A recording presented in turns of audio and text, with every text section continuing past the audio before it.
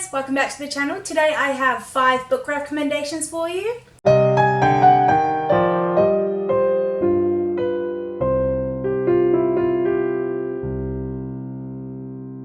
Hi guys, welcome back to the channel. I'm Heather. Today I was going to give you some book recommendations.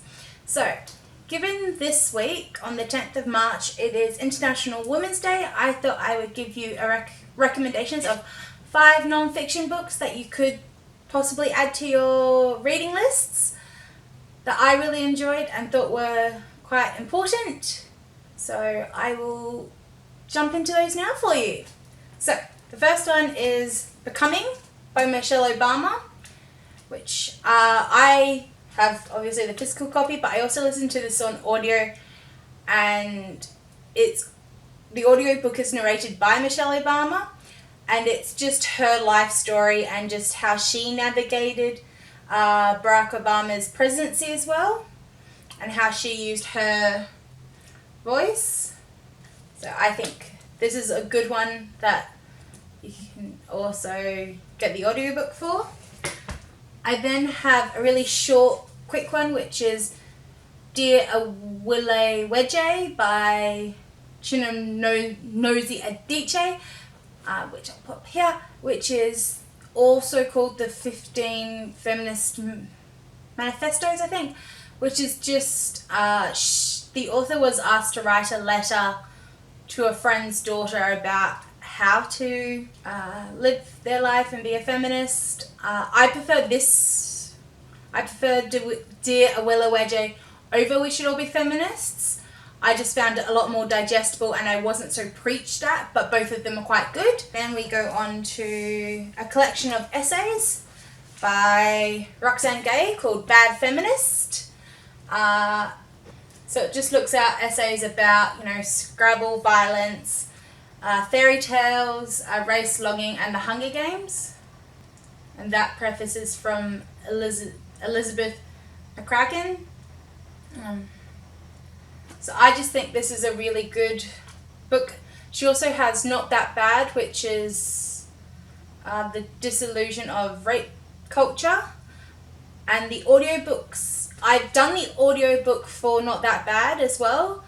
And that's read by the authors of the essay, so that's quite harrowing. So these are just a short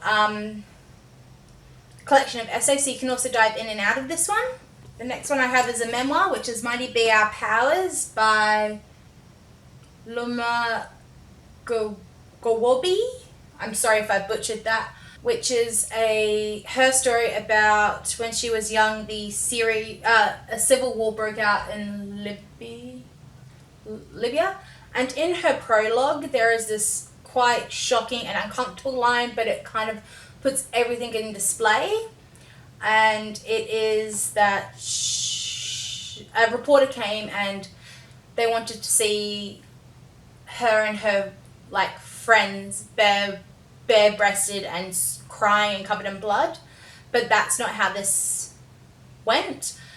Basically, Mighty Be Our Powers, she also talked about the sex strike that they did to actually end the Civil War. So it was about how her and a collection of young women took back their power and used it to stop the Civil War. So it's really good. And the final one is Equal Justice by Rabia Sadqui. So, My Journey as a Woman, a Soldier and a Muslim. So this is a autobiography. She was a daughter of an Indian Muslim father and a white Australian mother, and grew up. Then she joined the British Army in the days after 9/11, and then in 2005 she was taken hostage by insurgents, and they tried to negotiate the release of 2 kidnapped SES operatives. She was captured and battled for hours and used her knowledge of Islamic cultures and Arabic to get them set free. Her colleagues received a Military Cross, while she received nothing. Subsequently, she took out a suit with the against the British Army for sex and race discrimination.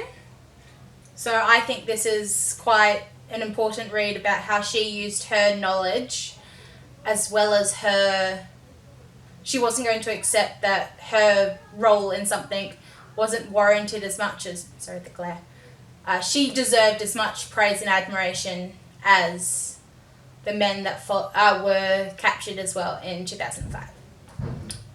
So they are 5 book recommendations I think you should add to your TBR and reading list for International Women's Day.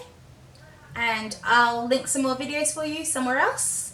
And thank you and goodbye!